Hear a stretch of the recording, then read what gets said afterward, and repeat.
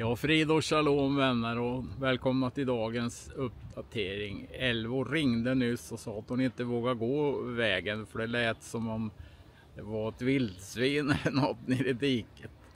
Ja, ni vet, han försöker att skrämma oss, den där onde. Är det guldregn? Väldigt vackert här. Och vi ska titta på lite klipp och så ska vi höra lite musik idag. Jag kommenterar klippen så det blir bra. Gud välsigna er alla, så blir vi för Israel och för Jerusalem. Shalom. Jag har ju förut tittat på de enorma stormarna som har blåst ner över USA, Houston, Texas. Här diskuterar Tom Hughes och John Haller om en bok som Bill Saulus har skrivit där det visar sig att när man blåser Israel och manipulerar med folket så förbannar man ju Israel. Och Gud gör saker i naturen som är ganska uppenbara.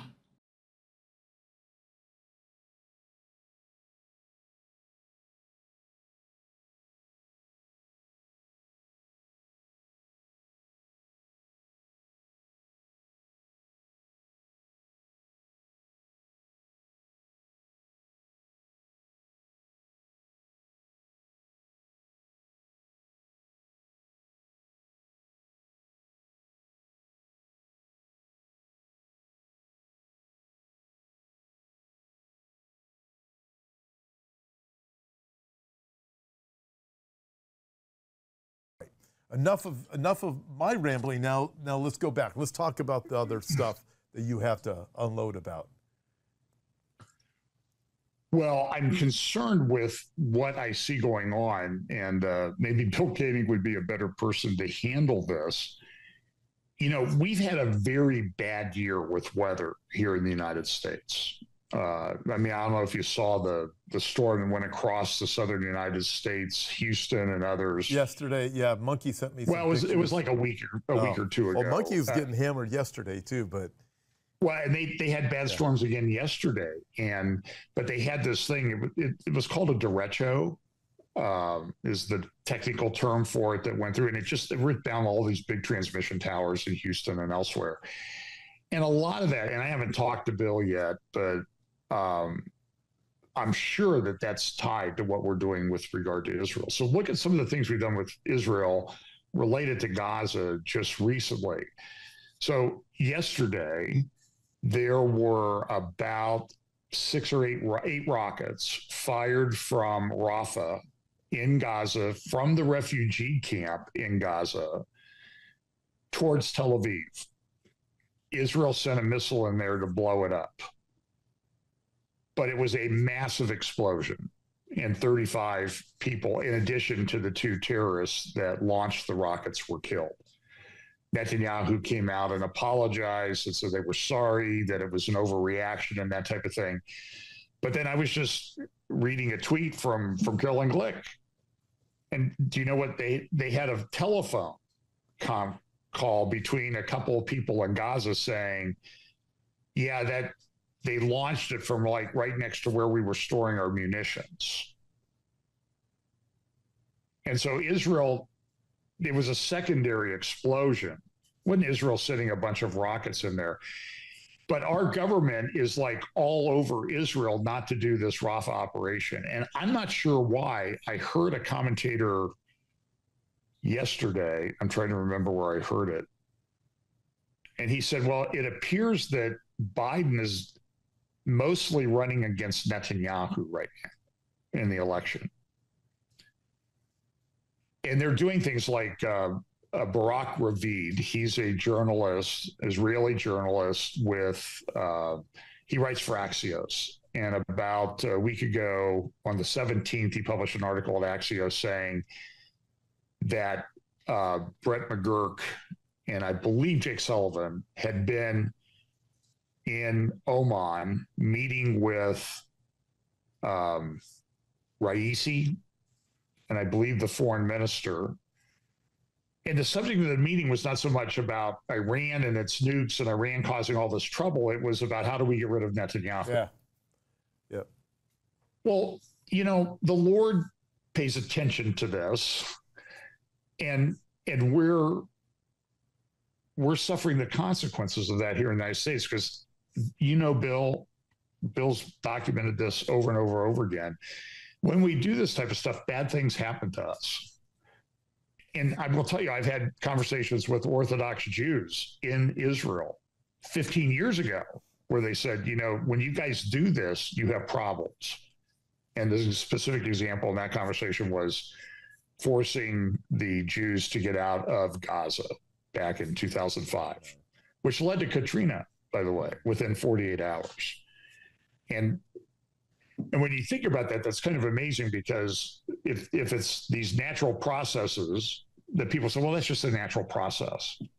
Well, so God wound the earth up when he created it so that when the United States did this thing that they shouldn't do, there would be a consequence immediately.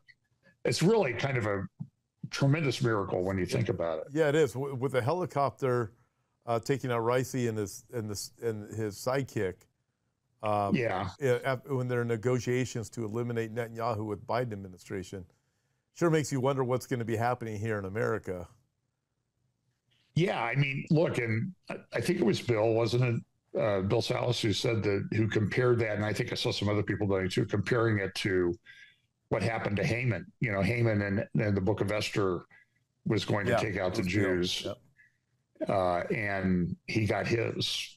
He was hung on the gallows that he had prepared for his enemies. And so these things work out. So this Gaza thing, though, I think Israel just needs to say, we're going to go do what we need to do. But now Biden is saying that we're going to withhold offensive weapons. I mean, that was some of the talk around D.C. today. We're going to withhold offensive weapons from Israel unless they agree to back off in Rafah. And the question, and everybody criticized Israel for overreacting. And it's like, so what's your solution? That's why I always ask them, what is your solution? Yeah, let's kill 1.2 million people in Hiroshima. Yeah, I mean, you look at what America's done. I remember Bush, the first Bush, what was it? The Iraq War. Remember that? It'll be shock and awe. It's just going to blow everybody up. And nothing. I mean, we look at, we've covered the statistics before, but nobody will talk about those things. All they'll do is talk about how awful Israel is. And nobody brings up what you just mentioned. There's a secondary explosion at the ammunition facility. They don't talk about that. Yeah, how about we look at the facts before we run around criticizing Israel for what they're doing in the midst of a war? Well, the New York Times reported this several months back. Remember, they said Israel hit a hospital and all these people died. Hospital. That's not what happened. There was a parking lot that was blown up by, I think, Hamas' own rocket. And I don't think anybody, further investigation, the initial reports, and I grabbed screenshots because I knew the story would disappear. So I have someplace, I think I have screenshots. It was Wall Street Journal, New York Times, Washington Post. Look at what Israel did. 500 people died when Israel destroyed this hospital. And then the next day, the pictures are the hospital's still there. They're bringing ambulances with people into the hospital. And there's a crater in the parking lot. And further investigation revealed that I don't think anybody died in that explosion. And it was a rocket that they shot and fell short. Yeah. That Hamas has shot, or Islamic Jihad. Yeah. You don't hear about any of these facts. So I just think that I'm very concerned about the conduct of the war and the U.S. response to all of this. I just think our conduct has been egregiously bad. And there's a lot of pain. And, and I'm also, I think Jonathan Spire wrote a good article. Då har före detta Amerikas FN-ambassadör Nikki Haley besökt Israel och har mycket att säga. Och vi ska lyssna på ett klipp från Pulse of Israel som kommer här. The people of Israel, we love you and we stand with you. And everything that you are doing, you're doing right.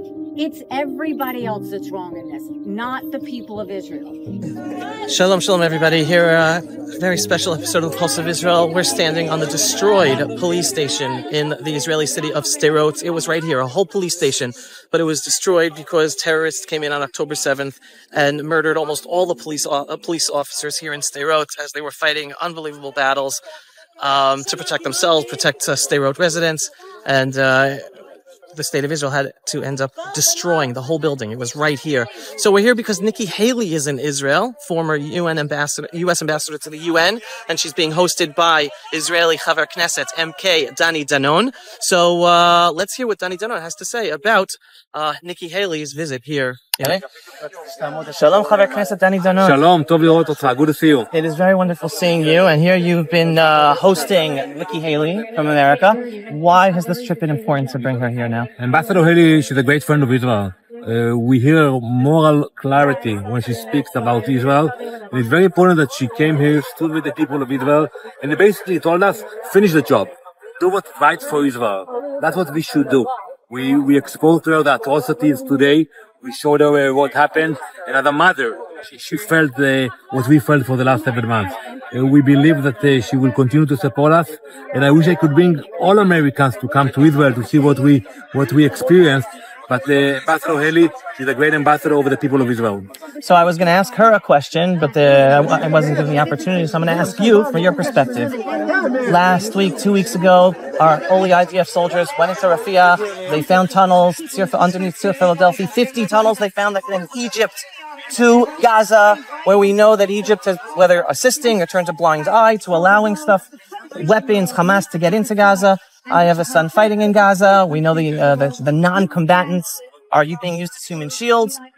What would you do, or what would you say to America, to the world, for there to be pressure on Egypt to stop its helping Hamas and to open up the border to allow non-combatants to leave and not be used as human shields as part of the PR strategy? Well, anyone who speaks about the blockade of Gaza or siege of Gaza should look at the map and realize that the border with Egypt, and we found many tunnels. Too many tunnels going for Rafah into Egypt. We are determined to deal with Hamas ourselves. We are not expecting the Egyptians to do it for us, not the Americans. We, the IDF, will take care of the problem.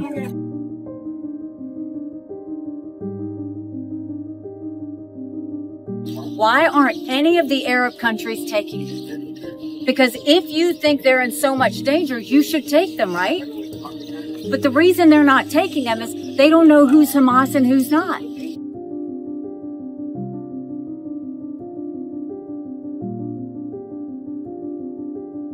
3,000 Hamas terrorists broke the barrier. 3,000 on Israel's holiest day during Shabbat. They broke the barrier. But that's not all who came. Thousands of Palestinian citizens came and robbed and killed and murdered and went back and came back again. The reason this is important is you hear about Hamas, but there's an entire generation of Palestinians who are now entrenched with that Hamas ideology. This isn't going to go away by some political agreement. This isn't going to go away just because somebody wants it to. This is only going to go away when we acknowledge the truth. So we just finished our day in Sderot. Again, it's a beautiful, beautiful town all the way down here in Israel South. Had all this time with Nikki Haley. Did not get to ask her the question I wanted. I asked Chaver Knesset Dani Danon instead, and you noticed he really didn't want to answer my question about what he would do about pressuring Egypt. He elegantly got out of that, and he just focused on, we're going to take care of our problem with Egypt. Well, there might be a reason why he's being so silent about Egypt, because Egypt's a huge problem. And we're about to leave Sderot, and we just saw the news that Egyptian soldiers shot at Israeli soldiers on the border at Rafah. And Israeli soldiers shot back. At first, the news was that they shot in the air, which makes no sense. And then the news came out that an Egyptian soldier was killed. So Egypt's a problem. Folks, there were 50 tunnels found from Egypt into Gaza, where Hamas smuggles. You don't think the Egyptian army knows about that? You don't think the Egyptian government knows about that? You don't think they're making money off of it? Oh, they know it. And even Israeli reporters know that Egyptian officials are making money off of assisting Hamas. Now, is it assisting Hamas just to make money? Is it assisting Hamas because they also secretly want to be fighting against Israel and they're allowing Hamas to do it instead? No clue, but we do realize Egypt is a problem, and Danny Dunham didn't even want to answer me about what about pressure from the world on Egypt. So now, again, it was a great day. Nikki Haley, do you hear what she's saying? She is one of the only leaders of the world out there, and unfortunately, she's not in a position of leadership right now, who is saying straight out that all Arab Muslims in Gaza are a problem. She's saying the truth. That all of them, that all the Arab Muslims in Gaza are Hamas. That it's not just a Hamas terrorist organization. That is so important that she's saying that. Any case, you hear powerful voice, powerful day down south here in Israel with Nikki Haley seeing with her own eyes and being able to continue with this moral voice for humanity. Because again, Nikki Haley understands that we are the front line for the whole freedom-loving world, and America and the freedom-loving world should be supporting us because Hamas and Iran and Qatar and the Muslim Brotherhood and the Islamo-Nazis out there are also out to destroy all infidels and destroy the whole freedom-loving world. So she gets it, and we need other leaders like her that get it. Looking forward to her being part of a Trump administration, please God, where President Trump, together with Nikki Haley, I don't know if you hear it, but there's bombs in the noises going on. Maybe we're bombing Gaza or Rafah. Things are happening right now. But please God, we should have a strong presidency from President Trump, Nikki Haley, a strong moral voice of clarity in support of Israel in order to defend all of you, the whole freedom-loving world.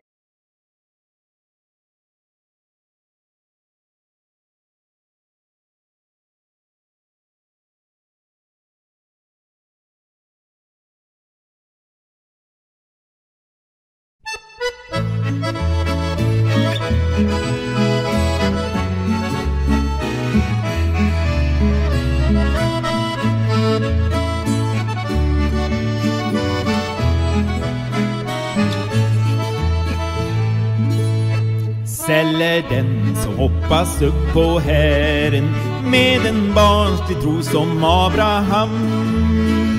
Ty han trodde där allt hopp var fjärran och han aldrig kom på skam. Eller den som med ett trofast hjärta vandrar stadigt ut i Herrens bud. Och i prövningarnas bittra smärta tyst och stilla bidar inför Gud. Bibelns hjältar säg hej fing och sola ut i lycka, rikedom och prakt. Nej, de fostrades i korsets skola till att känna himmelrikets makt. Sedan kunde de beträda färden så som Herrens trogna sändebud. Med en tro som skakade på världen i en öknugande inför Gud. Den som han till ära vill upphöja måste grundligt förödmjukas först. Den sig måste allra djupast böja som ut i hans rike skall bli störst. Herren sina mest förtrogna vänner härliggjorde genom bitter nöd. Den som ljuvast Jesus kärlek känner mest har smakat egna jagets död. Tyg och varje jordisk fröjd försvinner, blomstrar hjärtas glädje ut i Gud. När förhoppningarnas gröda brinner, i hjärtat slår det bästa böneljud. I den ödesdigra natten mången skrivit känslan sköna poesi. Och så innerligt göd morgonsången då ett prövat hjärta slog där i. Ack så hoppas upp på Herren, frukta ej du lilla klena jord. att förtvila vare det långt fjärran. Lev i Gud och lita på hans ord. Halleluja, varje prövning fortar, skyndar på en segerhjältes färd. Tills han förs genom äreportar in i ljusa änglas andevärld. Halleluja, varje prövning fortar, skyndar på en segerhjältes färd. Tills han förs genom äreportar in i ljusets änglar andevärld.